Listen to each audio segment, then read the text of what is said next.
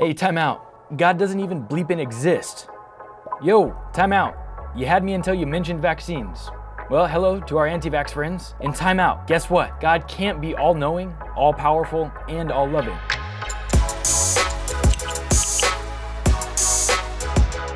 Well, hey everyone, I'm Josh and this is Overtime. Welcome.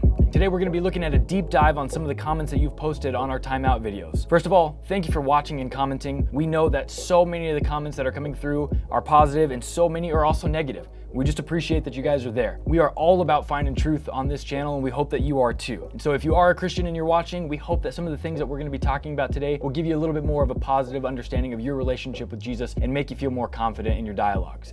And if you're not a Christian, we hope that you'll at least take away a better understanding of what the Christian position is on some of the things that are going to be appearing on this channel. Because one of the things that we really wanted to do was to provide a forum where we could go deeper into some of the repeated themes that we're seeing pop up in the comment sections on our YouTube videos. And as a result of this Overtime series was born where we're going to be doing just that. A basic Christian belief about God is that God is all-powerful, all-knowing, and all-loving.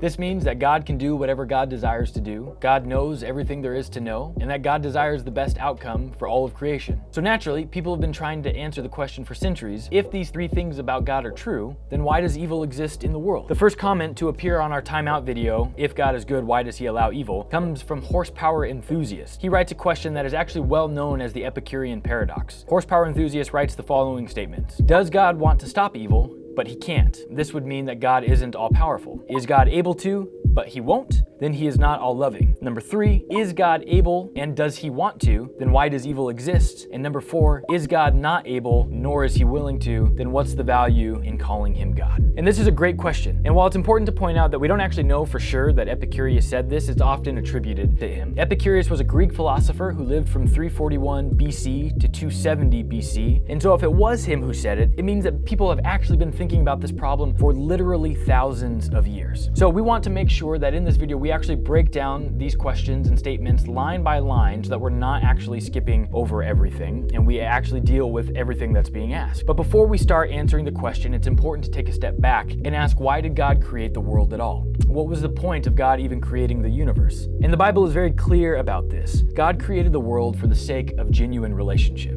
See, God didn't need to create the universe because God was lonely or anything like that. God created the world for the sake of communion with us as people, as human beings. Genesis 1:27 tells us God created humankind in God's image. This means that God desires to have a relationship with you. And in order for a real relationship to exist, we must have the capacity to not choose God. You see, coercion cannot exist in a genuine relationship with God. If I force you, the viewer, to be my friend, then I'm not actually giving you the option to reject me, right? There's nothing genuine or sincere about our friendship. And without that option, then we can't have a real relationship. And the same is true of our interactions and relationship with God. If we don't have the choice to say no to God and reject him, then we don't have the capacity to have a real and good relationship with God. So we're going to actually jump into the Epicurean paradox now. We're going to look at it line by line and we're going to go through it in some detail. So the first one, does God want to stop evil, but he can't? This would mean that he isn't all-powerful. So what's important to know is there's a term for all-powerful, and that word is omnipotent. The word omnipotent is just a fancy word, which means having or possessing unlimited power or the quality of being all-powerful. So it's actually a great statement. Does God want to stop evil, but he can't? This would mean that he's not all-powerful. This is true in and of itself. However, what's important to note is that this point is actually making no argument on God's omnipotence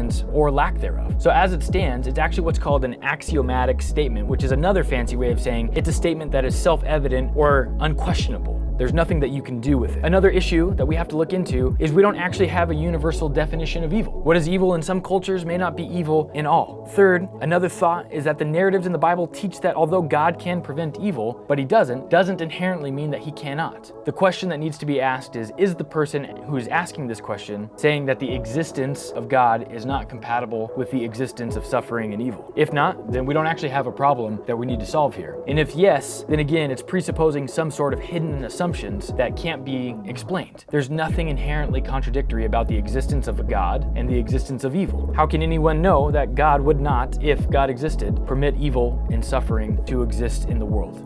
All right, let's look at the fourth statement. Is God not able nor willing? Then why call him God?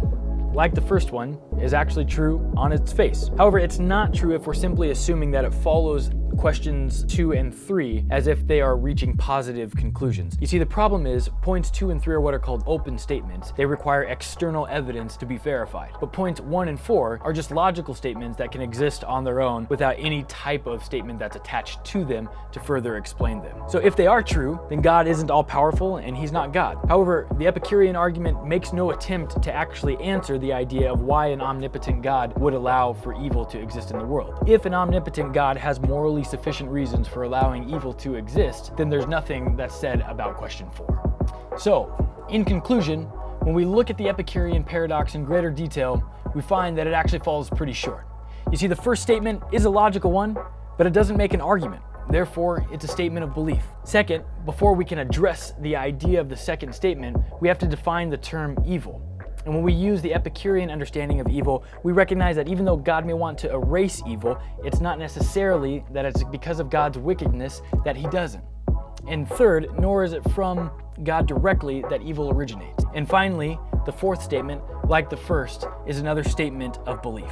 And it is true that God wouldn't be God in the Christian version of the sense if he lacked omnipotence. The Epicurean argument in no way attempts to make a declaration on God's omnipotence or lack thereof. So I hope that provides a little bit of clarity, and until next time, I look forward to seeing you in the comments.